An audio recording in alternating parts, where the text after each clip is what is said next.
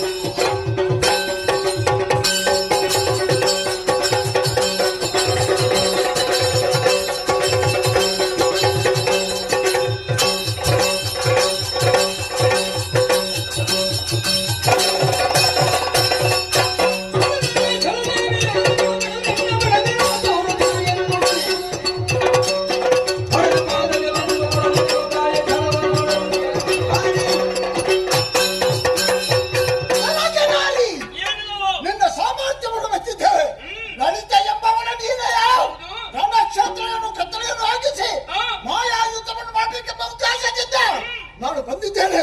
ಹಾಗಾದರೆ ಆ ಮಾಯವನ್ನು ಬೆಳಕಿ ಮಾಡಿದನು.